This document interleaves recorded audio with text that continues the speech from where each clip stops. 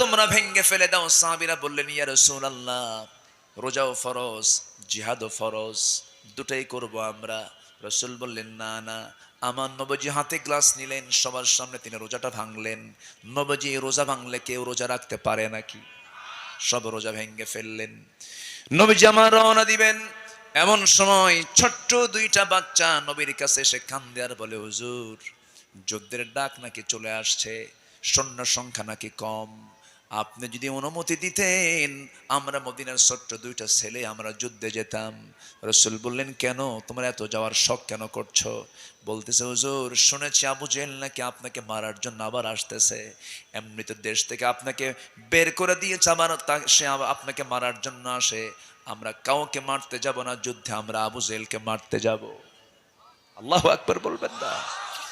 আমার নবীজির প্রতি মোহাব্বত দেখি নবীর মধ্যে তার দয়া হলো।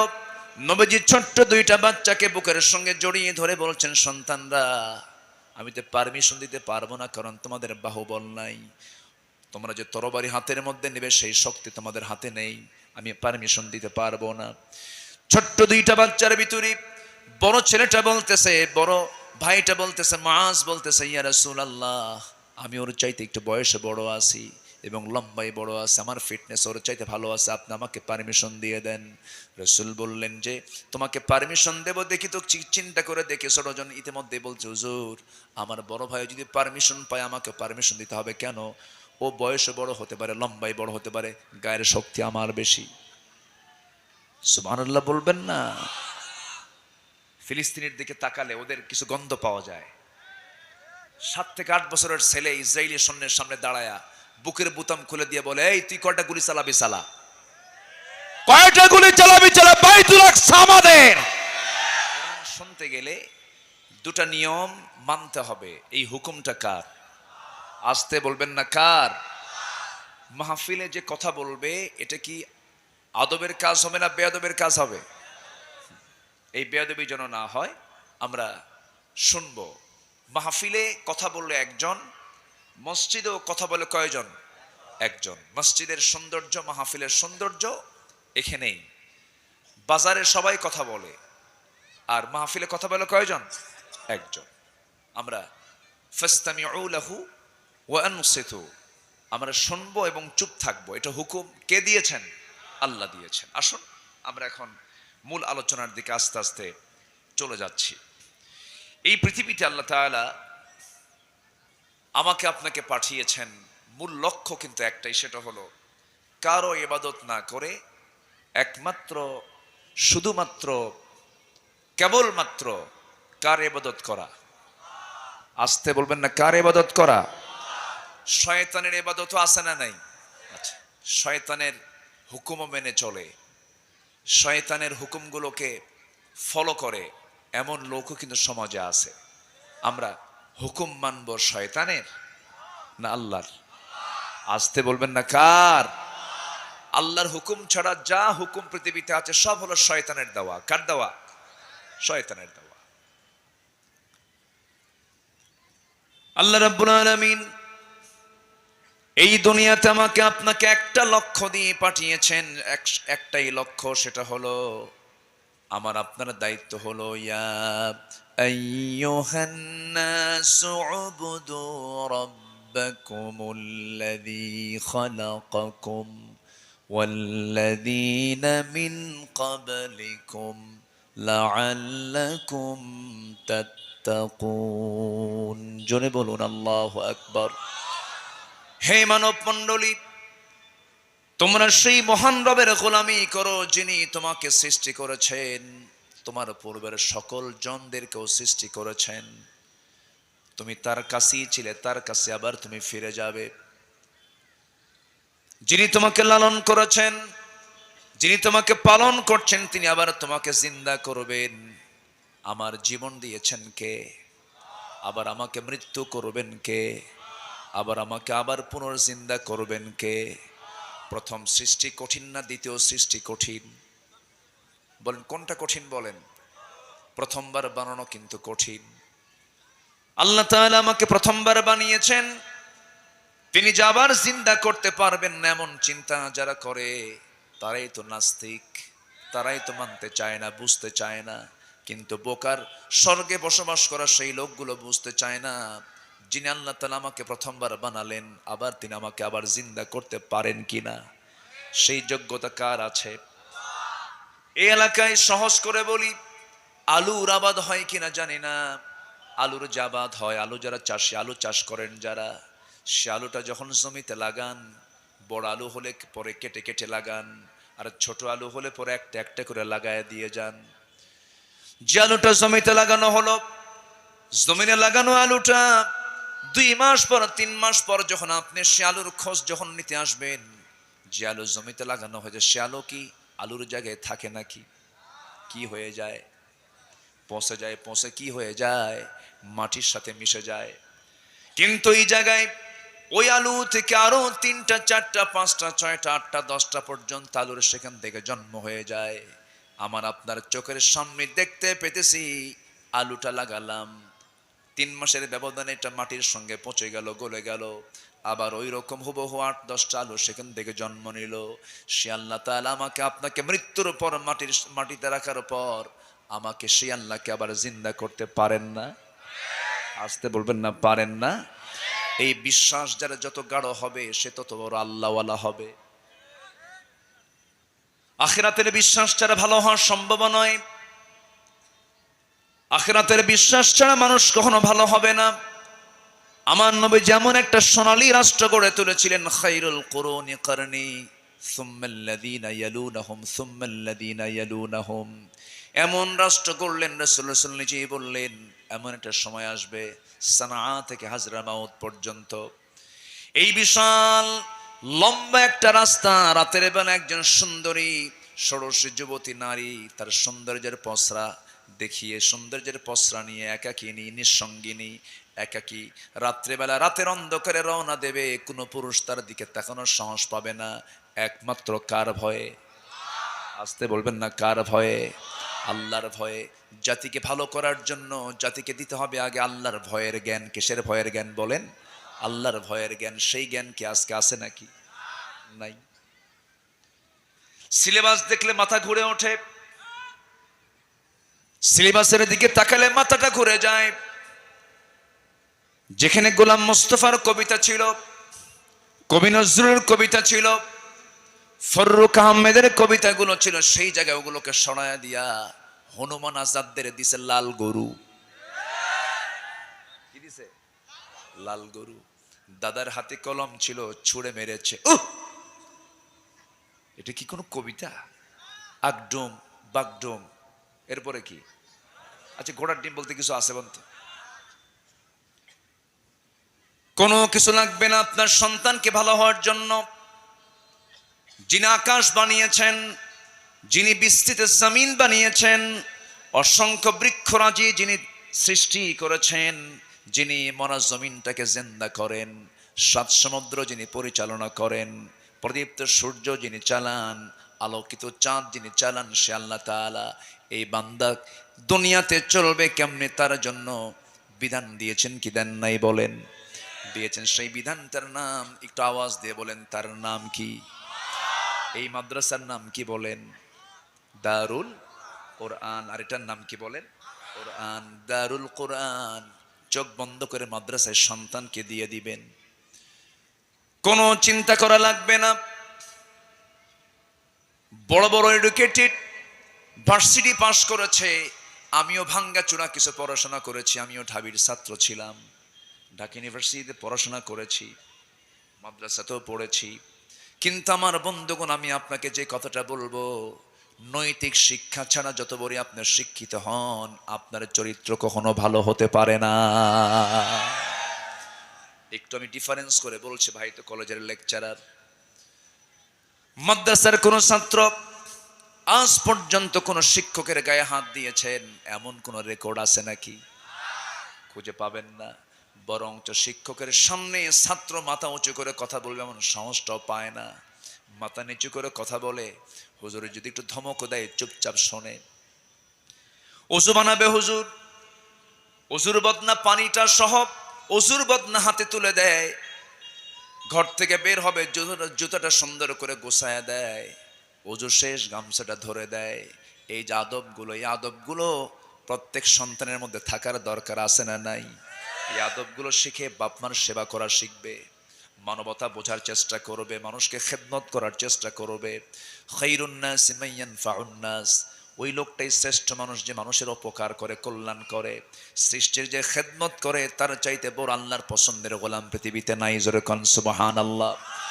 আমি কোরআন পড়েছি, যতটুকু পড়েছি আমি, আমার কাছে মনে হয় আল্লাহ তাআলা যত বান্দার কাছে যত হুকুম দিয়েছেন, যত নির্দেশনা দিয়েছেন, আল্লাহ সবচেয়ে বেশি পছন্দ করেন সেই সমস্ত আমলগুলো। এই পৃথিবীতে বান্দার যত নেক আমল আছে, এর মধ্যে সবচেয়ে নেক আমল হলো মানুষের কল্যাণে মানুষ দাঁড়িয়ে যাওয়া। কিন্তু এই সমস্যা আজকে সবচেয়ে কম না বেশি? আজকের সমাজে মানুষ কি মানুষের সমস্যা এগিয়ে আসে না সমস্যা সৃষ্টি করে? বলেন বলেন বলেন, কি করে? সমস্যা সৃষ্টি করে। কিসের আমেরিকা, কিসের ইউরোপের সভ্যতা? মুহূর্তে মুহূর্তে বম্বিং করছে ইউক্রেন। গোটা পৃথিবীর এখন ৩৪টি দেশ যুদ্ধ বিধ্বস্ত। বিশ্বের মোড়ল যারা, ওরা শান্তি চায় না, ওরা যুদ্ধ চায়। আজকে বনের বাঘকে দেখে মানুষ ভয় পায়, ঠিক আছে, তার হাতে হিংস্র থাবা আছে, সে আপনার জীবনকে নাশ করে দেবে। কিন্তু বনের সিংহ, বাঘকে দেখে যতটুকু না মানুষ ভয় পায়, তার চাইতে বেশি ভয় পায় মানুষ রূপী কিছু হায়না জানোয়ারদের দেখে। আমি কি ভুল বলছি? কেন? কেন? এর মূল কারণ হলো নৈতিক শিক্ষা, ঐশী শিক্ষা, ওহির শিক্ষা। কোরআন থেকে আজকে জাতি কাছে না দূরে? বলেন কাছে না দূরে? তার প্রমাণ আমি যদি বলি, এখানে যারা বসে আছেন সবাই মুসলমান, কিন্তু এখানে হিন্দু মানুষ নাই বললেই চলে, খুব কম থাকলেও থাকতে পারে। যদি বলি কোরআনটা সহি করে পড়তে পারেন কজন, হাত কি অসংখ্য উঠবে? অধিকাংশের হাত উঠবে? উঠবে না। হাতে গোনা কয়েকজন ভাইয়ের নিজস্ব উদ্যোগে হয়তো পড়েছেন, নিজস্ব উদ্যোগে পড়ার কারণে হাতটা উঠবে। কিন্তু কোরআন সহি করে পড়ার কথা ছিল একার না সবার? একার না সবার? সবার। চিন্তা করেন আমরা কোন অবস্থায় আছি। পার্লামেন্টে তেলাওয়াত করতে দিছে, কারি সাহেব যায় নাই, অধিবেশন শুরু হবে, এক কারি সাহেব যায় নাই, এক পার্লামেন্টেরিয়ানকে বলা হলো আপনি তেলাওয়াত করেন। কিল হে আল্লাহ হেদ, শয়তান কয় তোর সে তেলাওয়াত আমার ভালো আছে। এই হলো তেলাওয়াতের দশা। ঈদুল আজহার জানাজা নামাজ, জানাজা নামাজ, আস্তে করে জানাজা নামাজ, এই হচ্ছে আমাদের কোরআন হাদিসের ইলমের দৌড়। সম্মানিত ভাইয়েরা, ছাত্র শিক্ষককে মারবে না শিক্ষক ছাত্রকে মারবে? বলেন তো, শাসন করবে কে? ছাত্র শিক্ষককে না শিক্ষক ছাত্রকে? শিক্ষক ছাত্রকে। আজকে সে শাসন কে আছে?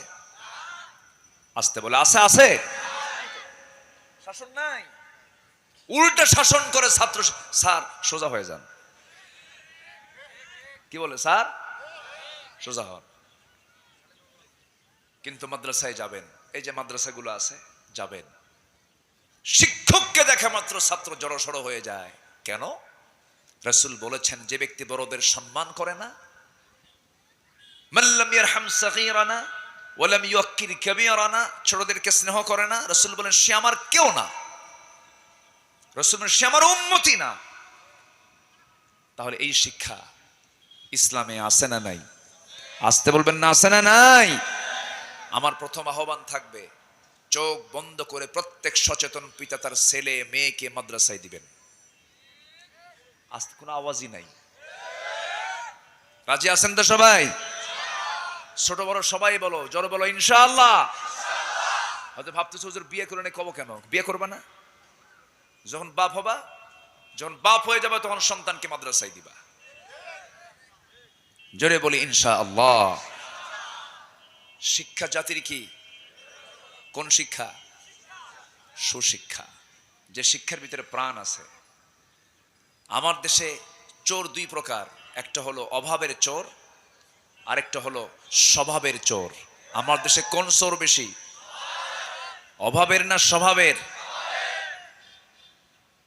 পেটের তাড়নায়, অভাবের তাড়নায় চুরি করা মানুষ বেশি নয়, খুব কম।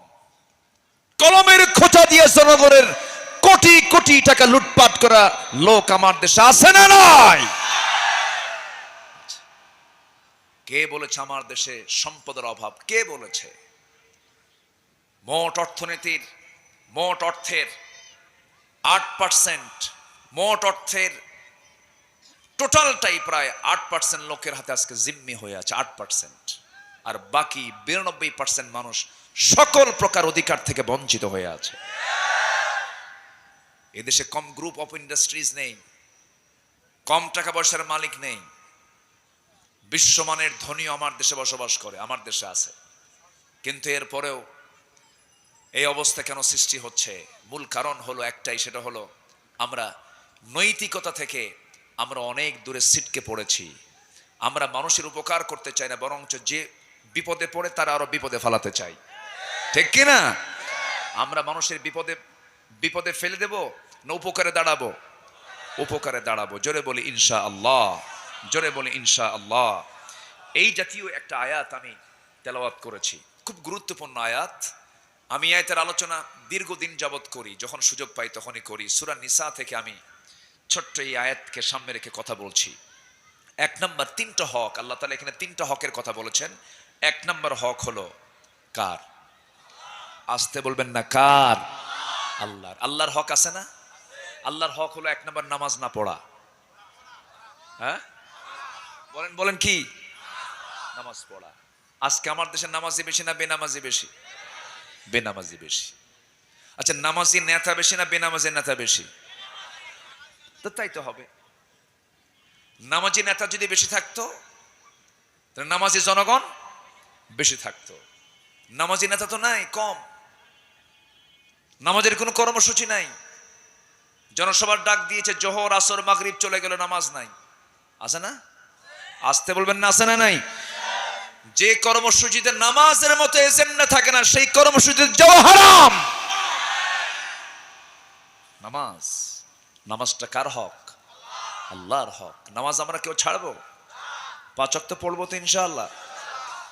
মুসলমান নামাজ পড়ে না, এটা একটা আশ্চর্য ঘটনা, এটা আশ্চর্য বিষয়। কিন্তু আবার বলে কি জানেন, নামাজ না পড়ি ইমান তো আছে আমার। দেখছেন মানে কি কথা, কি বললো বুঝলেন তো? নামাজ নাই তো কি হয়েছে, আমার ইমান তো আছে। মানে লুঙ্গি নাই কিন্তু মাথায় টুপি আছে, লুঙ্গি নাই কিন্তু মাথায় কি আছে? টুপি আছে। বলেন তো, লুঙ্গি আগে দরকার না টুপি আগে দরকার? আমার বন্ধুগণ, এখানে অনেক বিচক্ষণ লোক আছেন, অনেক আলেম ওলামা আছেন, ওলামা হযরত মাহফিল এসেছেন। এই মাহফিল আমাদের জীবনের শেষ মাহফিল হতে পারে। কে কখন দুনিয়া থেকে বিদায় হব জানি না। আমি চেষ্টা করি প্রত্যেকটা মাহফিলে দরদ দিয়ে কথা বলার জন্য। আজকে প্রায় 24-25 বছর হয়ে গেল কোরআন থেকে কথা বলছি। কিন্তু আমি একটা প্রশ্ন করব আপনাকে, এই যে দিন যাচ্ছে আমার দেশে মসজিদের পরিমাণ কমছে না বাড়ছে? মাদ্রাসা কমছে না বাড়ছে? দাড়িওয়ালা টুপিওয়ালা কমছে না বাড়ছে? বাড়ছে। সুদের পরিমাণ কমছে না বাড়ছে? জেনার পরিমাণ কমছে না বাড়ছে? ঘুষের কারবার কমছে না বাড়ছে? খুনের পরিমাণ কমছে না বাড়ছে? জেনা ব্যভিচার কমছে না বাড়ছে? বাড়ছে। তাহলে ওয়াজও বাড়লো, সুদও বাড়লো। এটা ওয়াজের কি বরকত দেখেন, ওয়াজের বরকত না এটা? তাহলে বোঝা গেল, শুধু ওয়াজ দিয়ে, শুধুমাত্র নসিহত দিয়া সমাজের এই সমস্ত অন্যায়, চুরি, ডাকাতি, রাহাজানি, জেনা, ব্যভিচার, সুদ, ঘুষ, এগুলো বন্ধ হবে না। এগুলো বন্ধ করার জন্য কোরআনে কারীমের কিছু নির্দিষ্ট আইন আছে যা সমাজে চালু করতে হবে। মুসলমান রাজি আছেন? কারা কারা হাত উঁচু করে দেখান।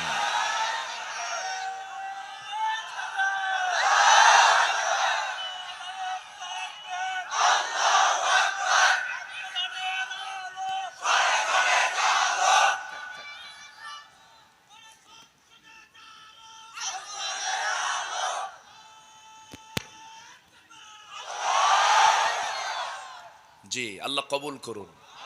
জোরে বলে আমিন, আরো জোরে আমিন। এত সুন্দর মানুষ।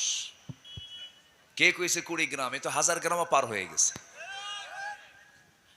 তাই না? 20 গ্রাম না, মাত্র 20 গ্রাম, কিন্তু না, এ তো 1000 গ্রাম। বলি আলহামদুলিল্লাহ, বলেন জোরে বলি আলহামদুলিল্লাহ। কত হাজার হাজার গ্রাম নিয়ে 20 গ্রাম হয়। ফুলবাড়ি খুব বরকতি এলাকা, আলহামদুলিল্লাহ। কি সুন্দর সবুজ শ্যামলে একদম সবুজে ঘেরা জনপদ, আলহামদুলিল্লাহ।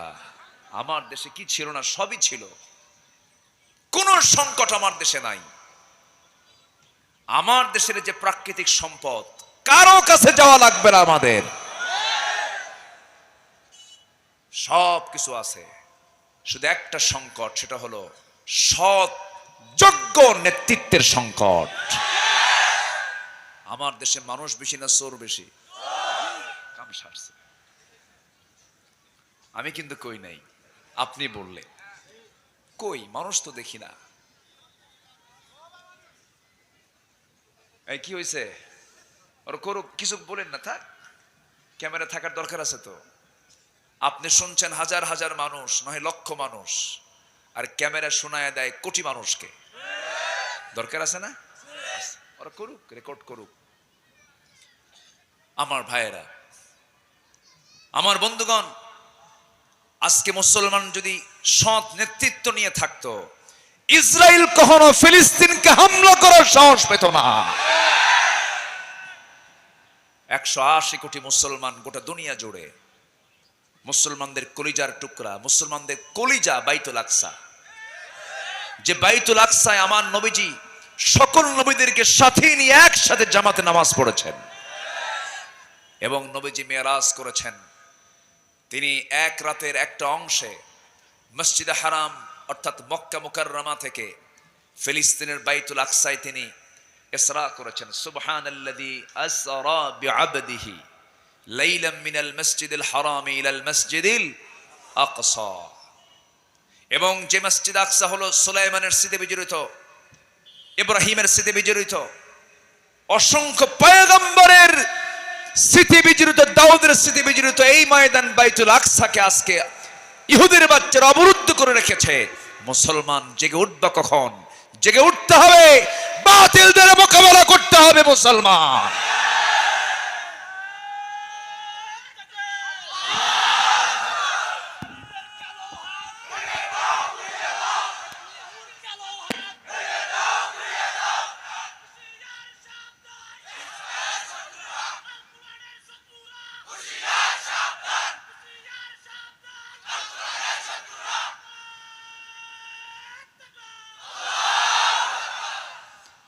সম্মানিত ভাইয়েরা, সম্মানিত বন্ধুগণ, বাইতুল আকসা নির্মাণ করেছেন গোটা বিশ্ব শাসন করা নবী, গোটা পৃথিবীর সবচেয়ে বড় শাসক ছিলেন। বাবাও ছিলেন বড় নবী, ছেলেও বড় নবী, দাউদ ইবনে সুলাইমান। কি বলে? সুলাইমান বিন দাউদ। দাউদ আলাইহিস ছেলে সুলাইমান আলাইহিস সালাম গোটা পৃথিবী শাসন করেছেন। ওনার দ্বারা নির্মিত, জিনদের দ্বারা নির্মিত, উনি ইঙ্গিত দিয়ে বাইতুল আকসা নির্মাণ করেছেন। মুসলমানদের প্রথম কেবলা কি? বলেন বলেন, প্রথম কেবলা কোনটা বলেন? বাইতুল আকসা। তবে হ্যাঁ, আশার আলো হচ্ছে বাইতুল আকসা আমাদের হাতে চলে আসবে। জোরে বলি ইনশাআল্লাহ। ফিলিস্তিন হবে ইহুদিদের কবরস্থান। জোরে বলি ইনশাআল্লাহ, জোরে বলি ইনশাআল্লাহ। চিন্তা করা যায়, ওরা বোমা মারে আর মুসলমান একটা করে ঢিল মারে। এই ঢিলের চটি ওরা থাকা কঠিন। এটা হচ্ছে ইমানের শক্তি। কিসের শক্তি বলেন? ইমানের শক্তি। আমার বন্ধুগণ, একটু কান লাগান। 3টা হক নিয়ে আমি আজকে কথা বলতে চাচ্ছি। নাম্বার হক, 1 নম্বর হলো আল্লাহর হক। ওয়াবুদুল্লাহ, তোমরা ইবাদত করবে কার? এক জায়গায় না সব জায়গায়? এক জায়গায় না সব জায়গায়? আল্লাহ তাআলার হুকুম সব জায়গার জন্য আছে না নাই? নখ কাটবো কেমনে, তার বিধান মনে হয় নাই? নখ কাটার বিধানটাও আছে ইসলামে। যে বিধানে, যে ইসলামে নখ কাটার বিধান পর্যন্ত থাকতে পারে, সেই বিধানে তো রাষ্ট্র পরিচালনার কোনো বিধান নাই। আসতে বলবেন না, আছে না নাই? মনে হয় অর্থনীতি নাই, সমাজনীতি নাই, রাষ্ট্রনীতি নাই, চুক্তিনীতি নাই, বন্দি নীতি নাই। আজকে গোটা পৃথিবীতে যুদ্ধ চলছে, যুদ্ধের কোনো নীতি কেউ মানে নাকি? কেউ তো মানে না। অথচ যুদ্ধের নীতি কি হবে ইসলাম তাও বলে দিয়েছে। কোনো শিশুর গায়ে হাত দিতে পারবে না, বৃদ্ধের গায়ে হাত দিতে পারবে না, অনাথের গায়ে হাত দিতে পারবে না। এগুলো শিখিয়েছেন আমার নবীজি। একজন যোদ্ধাও ছিলেন, সেনাপতি ছিলেন মুহাম্মদ সাল্লাল্লাহু আলাইহি ওয়াসাল্লাম। বদর যুদ্ধের কথা আমার মনে পড়ে গেল। ইসলামের প্রথম যুদ্ধ কিসের যুদ্ধ বলেন?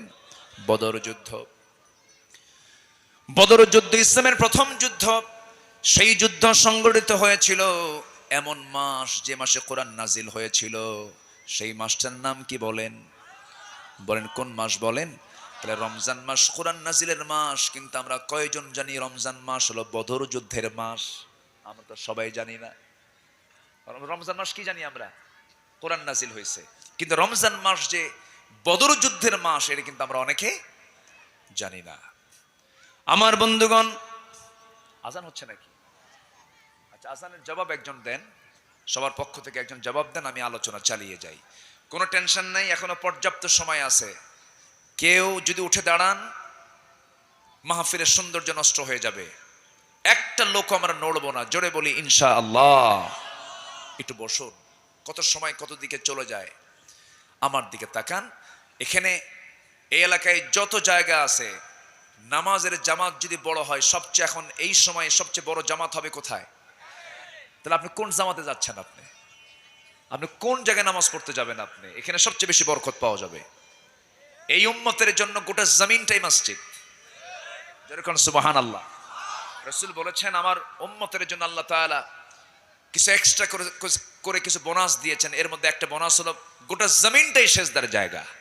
আল্লাহু আকবার বলেন। বসেন, কেউ নড়বেন না। প্রথম যুদ্ধ কি যুদ্ধ বলেন তো? বদরের যুদ্ধ। আমার নবীজি কি যুদ্ধ নীতি অবলম্বন করলেন দেখেন। সেই যুদ্ধের নীতিগুলো তো আজকে যুদ্ধের মধ্যেও নাই। চিন্তা করেন, চিকিৎসা হসপিটালে বম্বিং করছে ইসরায়েলের বাচ্চারা। যা যুদ্ধ নীতির বাইরে এটা। আর ওই দিক থেকে ইসরায়েলি কিছু ইহুদি তাদেরকে জিম্মি করেছে মুসলমান, জিম্মি করে তাদেরকে সেবা দিচ্ছে। এবং একটা স্ট্যাটাস ভাইরাল হয়েছে। এক ইহুদি নারী বলেছে, আমাকে যখন মুসলমানরা আমাকে ধরে ফেলেছে, আমার গায়ে চুল পরিমাণ কোনো আঁচড় তারা দেয়নি, এবং বলেছে যে তুমি আমার কাছে, আমাদের কাছে তোমরা নিরাপদ, তোমাদের জীবন যৌবন সব আমাদের হেফাজতে থাকবে। ইসলাম এগুলো শিখায়। আমার নবীজি রমজান মাসের 16টা রোজা রাখছেন। 16টা রোজা রাখার পরে 17তম রমজানের দিন নবীজি বললেন, সাহাবীরা যুদ্ধের ডাক এসেছে, কে কে যুদ্ধে যাবে বলো। মোটে 313 জন সাহাবী যোগ দিলেন। নবীজি সেই দিন বললেন, সাহাবীরা আজকে রোজার দিন, রোজাটা তোমরা ভেঙ্গে ফেলে দাও। রোজা তোমরা পরে রাখতে পারবে, ফাইদ্দাতুম মিন আইয়ামিন উখরা, তোমরা ভেঙ্গে ফেলে দাও। সাহাবীরা বললেন, ইয়া রাসূলুল্লাহ, রোজাও ফরজ, জিহাদও ফরজ, দুটাই করব আমরা। রাসূল বললেন, না না। আমার নবীজি হাতে গ্লাস নিলেন, সবার সামনে তিনি রোজাটা ভাঙলেন। নবীজি রোজা ভাঙলে কেউ রোজা রাখতে পারে নাকি? সব রোজা ভেঙ্গে ফেললেন। নবীজি আমার রওনা দিবেন, এমন সময় ছোট্ট 2টা বাচ্চা নবীর কাছে এসে কান্দে আর বলে, হুজুর, যুদ্ধের ডাক নাকি চলে আসছে, সৈন্য সংখ্যা নাকি কম, আপনি যদি অনুমতি দিতেন আমরা মদিনার ছোট্ট 2টা ছেলে আমরা যুদ্ধে যেতাম। রাসূল বললেন, কেন, তোমরা এত যাওয়ার শখ কেন করছো? বলতেছে, হুজুর, শুনেছি আবু জেহেল নাকি আপনাকে মারার জন্য আবার আসতেছে। এমনিতে দেশ থেকে আপনাকে বের করে দিয়েছে, আবার সে আপনাকে মারার জন্য আসে। আমরা কাউকে মারতে যাব না যুদ্ধে, আমরা আবু জেহেলকে মারতে যাব। আল্লাহু আকবার বলবেন না? আমার নবীজির প্রতি মুহাব্বত দেখি নবীর মধ্যে তার দয়া হলো। নবীজি ছোট্ট 2টা বাচ্চাকে বুকের সঙ্গে জড়িয়ে ধরে বলছেন, সন্তানরা, আমি তো পারমিশন দিতে পারবো না, কারণ তোমাদের বাহুবল নাই। তোমরা যে তরবারি হাতের মধ্যে নেবে সেই শক্তি তোমাদের হাতে নেই, আমি পারমিশন দিতে পারবো না। ছোট্ট দুইটা বাচ্চার ভিতরে বড় ছেলেটা বলতেছে, বড় ভাইটা বলতেছে, মুআজ বলতেছে, ইয়া রাসূলুল্লাহ, আমি ওর চাইতে একটু বয়সে বড় আছি এবং লম্বাই বড় আছে, আমার ফিটনেস ওর চাইতে ভালো আছে, আপনি আমাকে পারমিশন দিয়ে দেন।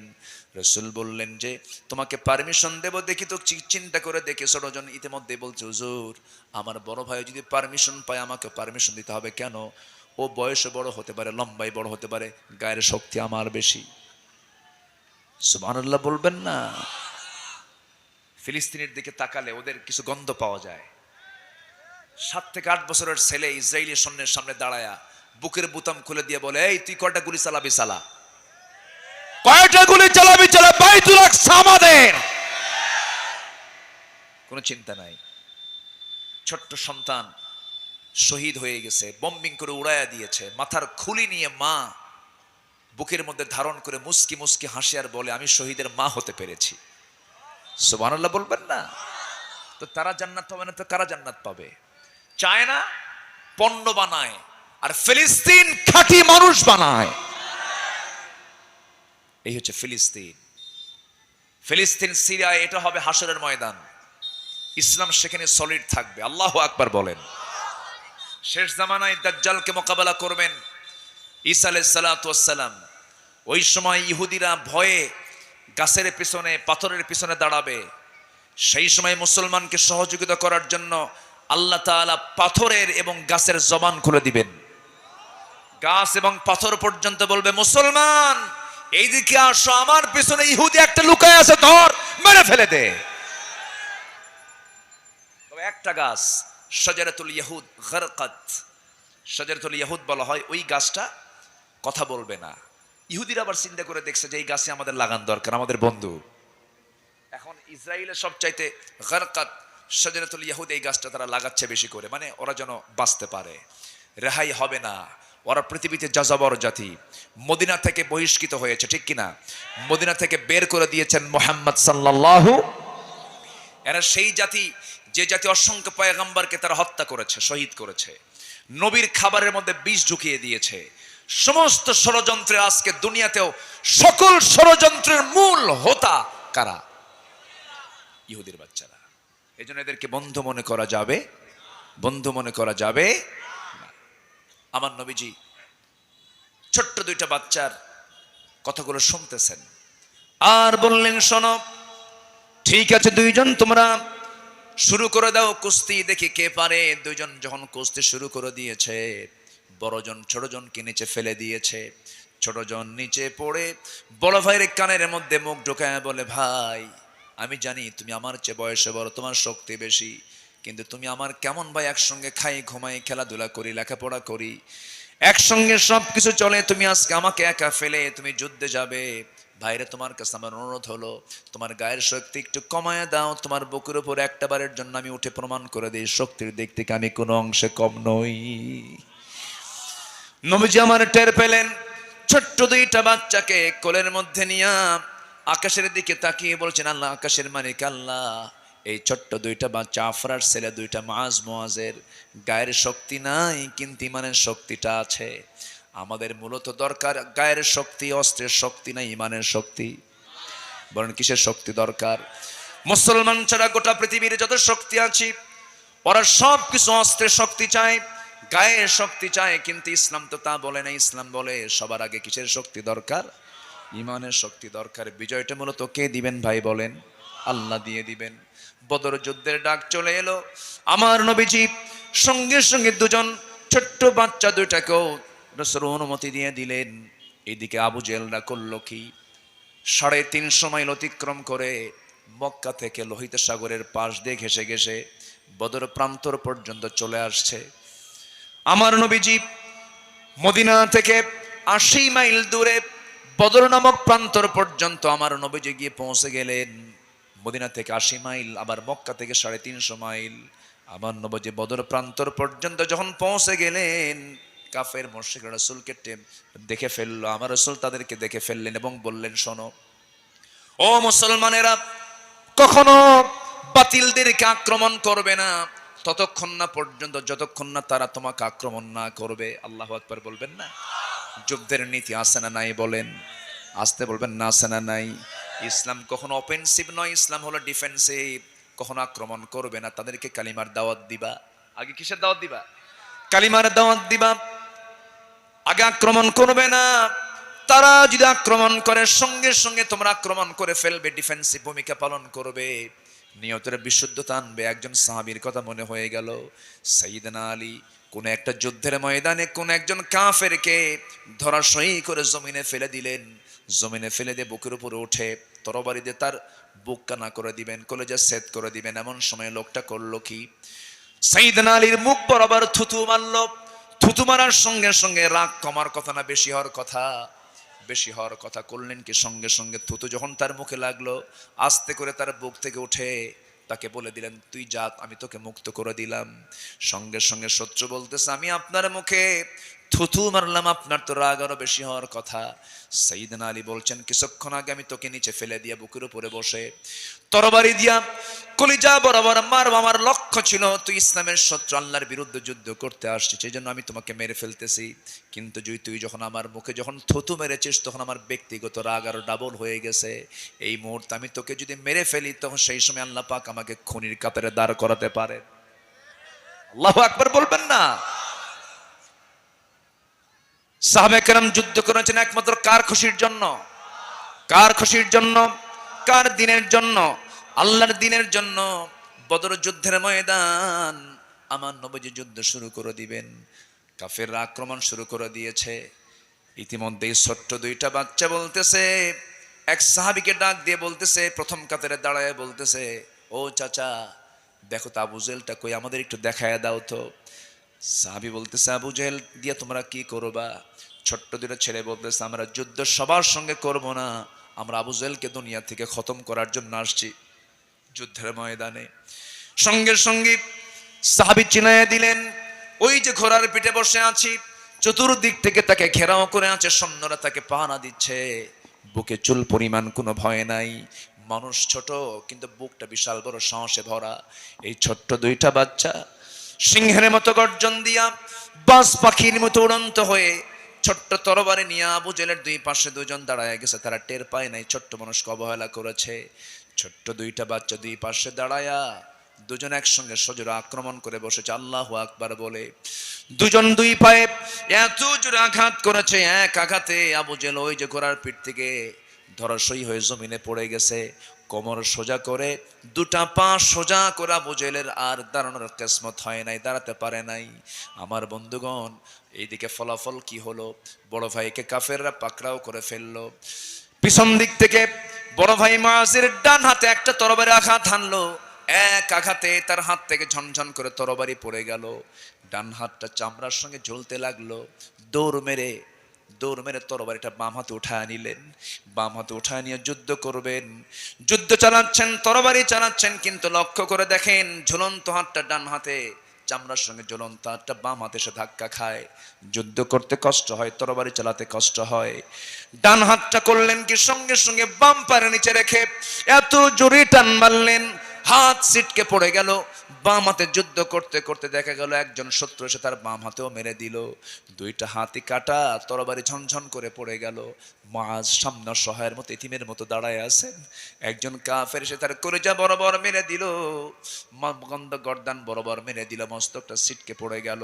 মুআজ দুনিয়া থেকে বিদায় হয়ে গোটা দুনিয়ার সমস্ত মুসলমানদেরকে জানান দিলেন, ও দুনিয়ার মুসলমান, আল্লাহর জমিনে দিন কায়েমের জন্য হাসতে হাসতে এমন করে জীবনটা দিতে হয়।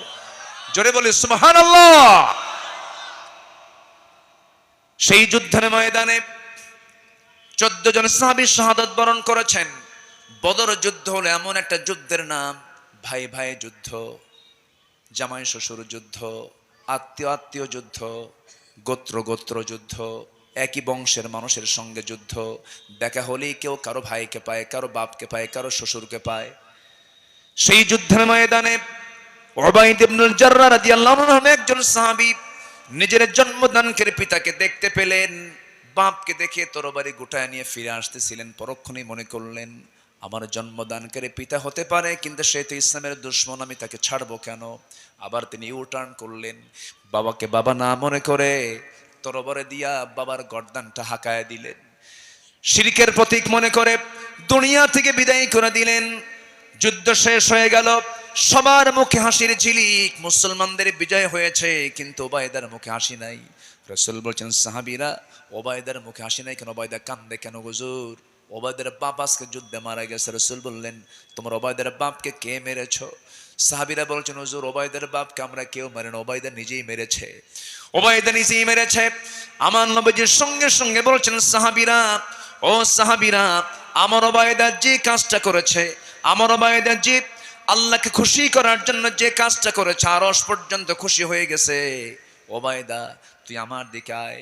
বুকের সঙ্গে বুক জড়ায়া ধরে বলছেন, ওবায়দা রে, আজকে তুমি যে কাজটা করেছো, আল্লাহ তোমার জন্য জান্নাতটা ওয়াজিব করে দিয়েছেন। জোরে বলি সুবহানাল্লাহ, জোরে বলি সুবহানাল্লাহ। জিকির করি লা ইলাহা,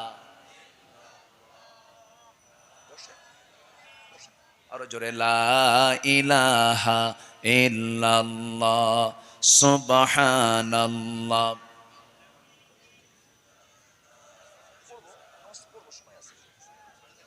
আমি দেখছি, সমস্যা নেই, আরো জোরে জিকির করি লা ইলাহা ইল্লাল্লাহ সুবহানাল্লাহ আলহামদুলিল্লাহ।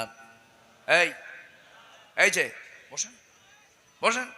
লা ইলাহা ইল্লাল্লাহ, লা ইলাহা ইল্লাল্লাহ মুহাম্মাদুর রাসূলুল্লাহ। যুদ্ধনীতিতে রাসূল বললেন, কেউ আগে আক্রমণ করতে পারবে না। শিখিয়েছেন মুহাম্মদ সাল্লাল্লাহু আলাইহি ওয়াসাল্লাম। 70 বছর ধরে ফিলিস্তিনকে হামলা করে ইসরায়েলের বাচ্চারা, আর মুসলমান হামলা করছে হামাস। আমার দেশের মুফতিরা কয়, হামলা করার কি দরকার ছিল? মুনাফিক দেখছেন, 70 বছর ধরে রেগুলার হামলা করতেছে, কোনো ফতুয়া নাই। হামাস উল্টা পাল্টা আক্রমণ করেছে, কেন হামলার দরকার ছিল?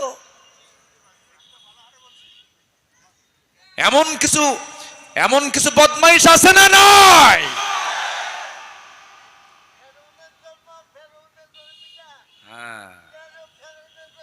দেখেন কি বুড়া মানুষের মধ্যে কি যৌবনের উন্মাদনা কাজ করছে। আল্লাহু আকবার বলেন, আল্লাহু আকবার।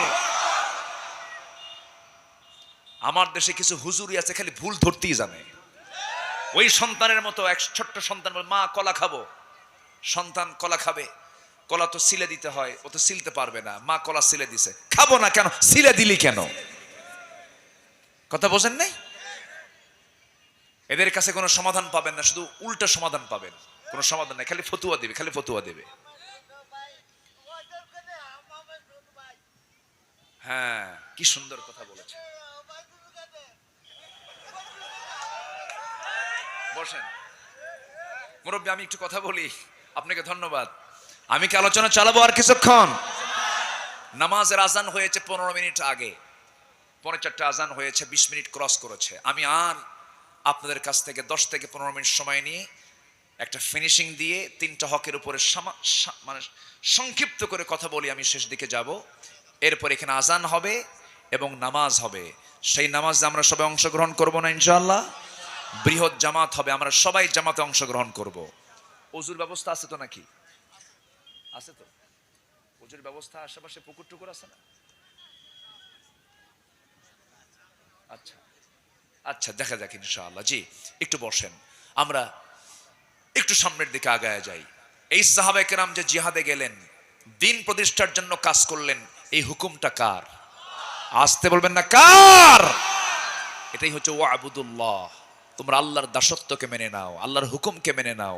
আলা লাহুল খালক ওয়াল আমর, সৃষ্টি যার হুকুম চলবে তার। যুদ্ধ শেষ। যুদ্ধে কি হলো? শেষ হয়ে গেল। এই যে লাঠি কেন? লক্ষণ কি? এ তো আমার দেখে ভয় লাগতেছে তো। সবই তো আলাদা। বসেন বসেন বসেন। খুব মিষ্টি একখান হাসি মারছে, একদম গ্লুকোজ হাসি, গ্লুকোজ। হ্যাঁ, খুব সুন্দর হাসি, একদম দেন না, দাঁতও নাই, হাসিটা দিচ্ছে কি? একটু বসেন, আমার দিকে তাকান। যুদ্ধ শেষ, আমার রাসূল বললেন, সাহাবীরা দেখো তো কাফেররা কি কোথায় কি হলো। ৭০ জন গেছে, ৭০, আবু জেহেল সহ উতবা সাইবা সব শেষ। ৭০ জন যুদ্ধবন্দী হয়েছে, ৭০ জন যুদ্ধবন্দী। রাসূল বললেন, এদের সঙ্গে খারাপ আচরণ করবা না। আল্লাহু আকবার বলবেন না? রাসূল কি শিক্ষা দেন নাই বলেন? কারোর সঙ্গে কোনো খারাপ আচরণ করবা, খাবার দাও, কিন্তু না যেন পালাতে পারে। পিঠ মোড়া দিয়ে বাঁধো, পিঠ মোড়া দিয়া, পিঠ মোড়া দিয়ে বাঁধা পর্যন্ত পিছনে 2 হাত নিয়ে বেঁধে ফেলো। তো ৭০ জনকে পিঠ মোড়া দিয়ে বাঁধা হলো। এর মধ্যে রসুলের আপন চাচা একজন আছে এবং রসুলের বড় জামাইও একজন আছে। বড় জামাই এবং আপন চাচা, এই দুজনকে সাহাবীরা পেয়ে ভাবলেন, জামাই মানুষ, জামাই তো ১৪ গোষ্ঠীর ঠাকুর, বলেন এরকম কথা আছে না? বলে তো, জামাই তো সম্মানের, জামাইরে কেমনে পিঠ মোড়া দিয়ে বান্ধি? তো সবাইকে শক্ত করে বাঁধছে সাহাবীরা। জামাইকে বাঁধছে একটু নরম করে, যেন কষ্ট না পায়। নবীজির জামাই বাঁধছে একটু নরম করে, বাঁধনটা দুর্বল করে দিয়েছে এবং চাচাকেও দুর্বল করে বাঁধনটা দিয়েছে এবং এসে বলতেছে, হুজুর সবাইকে শক্ত করে বাঁধছি, সবার জন্য দিয়েছি খেজুর, আর আপনার জামাই এবং আপনার আপন চাচা আব্বাস রাদিয়াল্লাহু আনহু তখন ইসলাম কবুল করেননি, এই দুজনকে আমরা দিয়েছি হলো স্পেশাল করে কিছু গোশত দিয়েছি ছাগলের এবং কিছু রুটি দিয়েছি, উন্নত মানের। জামাই তো বোঝেন না, একটু ভালো ব্যবস্থা করছে এবং বাঁধনটা দিয়েছে একটু দুর্বল করে। রাসূল বলেন, কেন? আল্লাহু আকবার বলবেন না? কেন করেছ? স্বজন প্রীতি দেখানো যাবে না, ব্যক্তির দিকে তাকিয়ে কোনো সিদ্ধান্ত নেওয়া যাবে না, আইন সবার জন্য সমান। যেহেতু আমার জামাইয়ের দড়ির বাঁধনটা তোমরা ঢিল করে দিয়েছ, বাকি ৬৯ জনের বাঁধনটাও তোমরা ঢিল করে দাও। আল্লাহু আকবার বলেন। সকল যুদ্ধবন্দীকে খেজুরের পাশাপাশি তোমরা রুটি দাও, গোশত দাও, খাবার খাওয়ায় দাও। দেওয়া হলো। এবার পর্যায়ক্রমে যুদ্ধনীতিতে মুক্তিপণ একটা বিষয় থেকে যায়, সবাই মুক্তি পেতে চাচ্ছে। রাসূল বললেন, মুক্তি পেতে হলে পণ দিতে হবে। যুদ্ধবন্দীদের পণ আছে না নাই? আচ্ছা, দিয়ে যেতে হবে। সবাই দিয়ে যাচ্ছে। এমন সময় সবাইকে মুক্তিপণ রাসূল ছেড়ে দিচ্ছেন। এমন সময় একজন আমার নবীর সবচেয়ে কাছের মানুষ, আপন চাচা আমি আব্বাস রাদিয়াল্লাহু আনহু সামনে পড়লেন।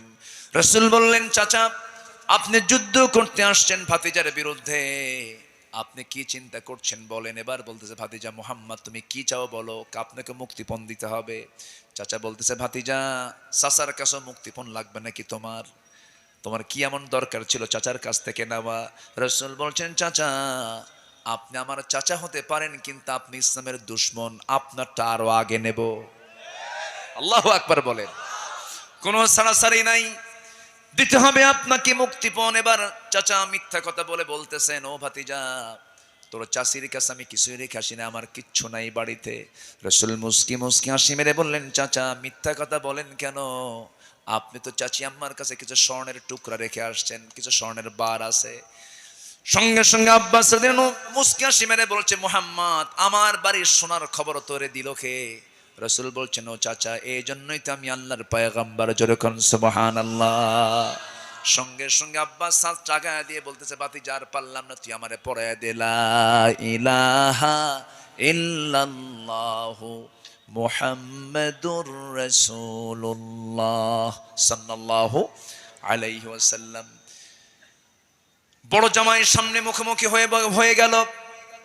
রাসূল বললেন, আমার বড় মেয়ের জামাই, তোমাকে মুক্তিপণ দিতে হবে। সঙ্গে সঙ্গে জামাইয়ের নাম হচ্ছে আবুল আস। রাসূল তার খাদিজা বেঁচে থাকাকালীন অবস্থায় রাসূল নবুয়ত যখন পান নাই, সেই সময় তার মেয়েকে বিয়ে দিয়েছিলেন।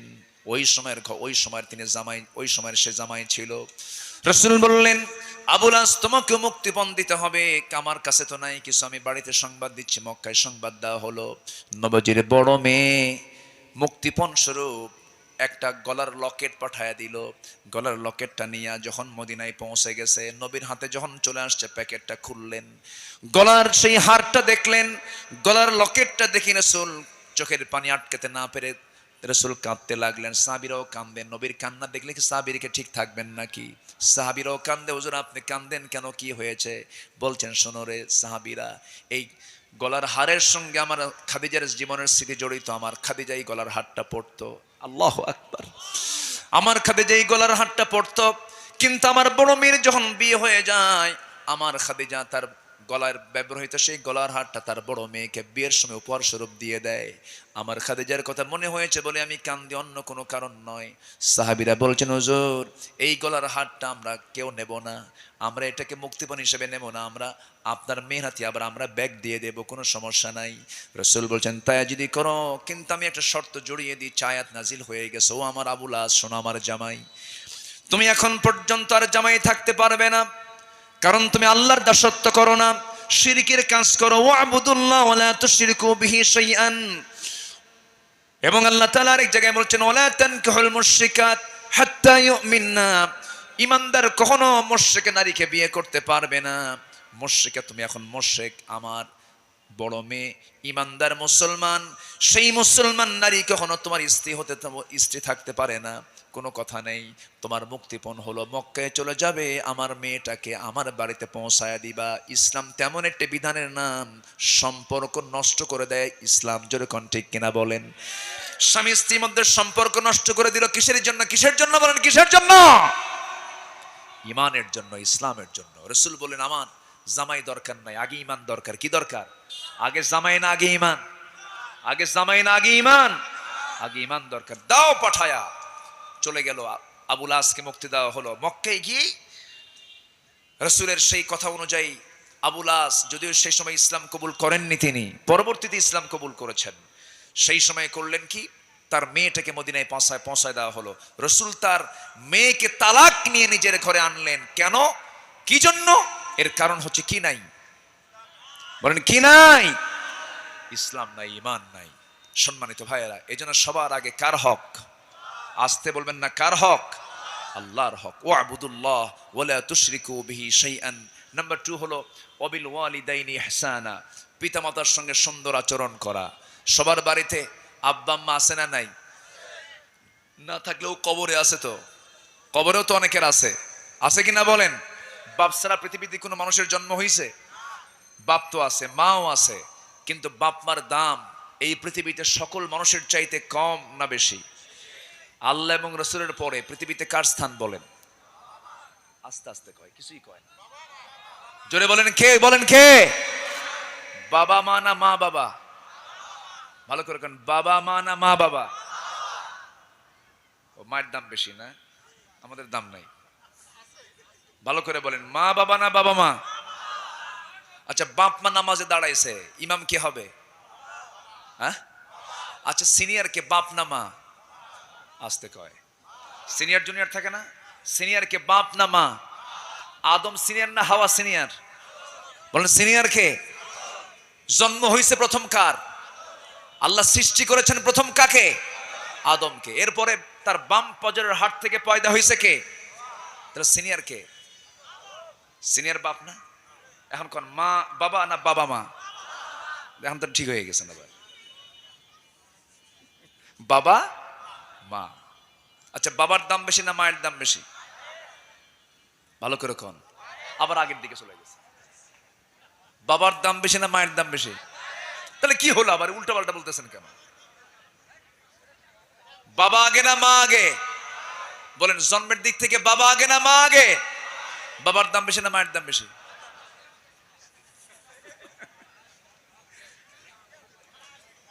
বাবার দাম বেশি। আলহামদুলিল্লাহ বলেন। মানে ওয়াজের ভিতরে কিছু সংস্কার আনা দরকার। ওয়াজ সারা জীবন শুনছি তো একরকম, একটু সংস্কার আনা দরকার। বাবার দাম বেশি, বাবার মর্যাদাও বেশি, বাবার রাইটসও বেশি। ফ্যামিলিতে গন্ডগোল হলে বিচারপতি কি হবে, মা না বাবা? বলেন কে? বাবা। বাবা বিচার করবেন, মা বিচার করতে পারবেন না। বাবা বিচার করবেন, বাবা হচ্ছেন সুপ্রিম অথরিটি ফ্যামিলির। বাপ বিচার করবেন। এবং পরিচালক কে হবেন, বাবা না মা? স্ত্রী স্বামীকে চালাবে না স্বামী স্ত্রীকে চালাবে? আচ্ছা, পরিচালক বড় হয় না, যে পরিচালিত সে বড় হয়? এখন বলেন, বাপ বড় না মা বড়? মর্যাদা বেশি কার, বাপ না মায়ের? হ্যাঁ, বাপের। হ্যাঁ, ঠিক হয়েছে। এবার একটু ঘুরে ফিরে নিয়ে আসলাম। বাবার দামটা বেশি। আজকে আমার মায়েরা মনে হয় অসন্তুষ্ট হচ্ছে, হুজুর এরকম করে আমাদের ছোট বানায় দিলেন। বাবার দামটা বেশি, মায়ের হকটা বেশি। কোথাও বলা নাই যে মা বড়, মায়ের হকটা বেশি। মান আহাক্কা বিহুসনি সাহাবাতি, সবচেয়ে বেশি হক পাবার ক্ষেত্রে বেশি আগায় আছে কে, অধিকারের দিক থেকে কে আগায়? রাসূল বলেছেন তোমার মা, এটা বলেছেন। কিন্তু সম্মান কখনো মার চাইতে বাবার কম নয়, বেশি। আল্লাহু আকবার বলেন, জোরে বলি আল্লাহু আকবার। বাবার দামটা বেশি, বাবার দামটা বেশি। অনেক ফ্যামিলিতে আছে, অনেক সন্তানরা করে কি, সব মায়ের গ্রুপে যোগদান করে, বাপরে এক ঘরে করে রাখে। আছে কিন্তু বাপরে এক ঘর করে রাখে, বাপরে বলায় বুড়া তুই কি জানিস। মাগুলো সব, মাকে সবাই, মা সবাই সব সন্তানকে একমুখী করে ফেলে, এটা উচিত নয়। একটা ফ্যামিলিতে প্রতীকের মতো থাকবেন, সূর্যের মতো থাকবেন বাবা, বাবার দামটা অনেক বেশি। আল্লাহ রাব্বুল আলামিন বলেছেন, শোনো, সোজা সাপটা কথা শোনো, রিদার রাব্বি ওয়ারিদাল ওয়ালিদি ওয়াসাখতুহু ফি সাখতিল ওয়ালিদ। পিতা যদি খুশি হয়ে যায়, আরশ খুশি হয়ে যাবে। পিতা যদি নারাজ হয়ে যায়, আরশ নারাজ হয়ে যাবে। এক কথায় বলি, আব্বা খুশি, আল্লাহ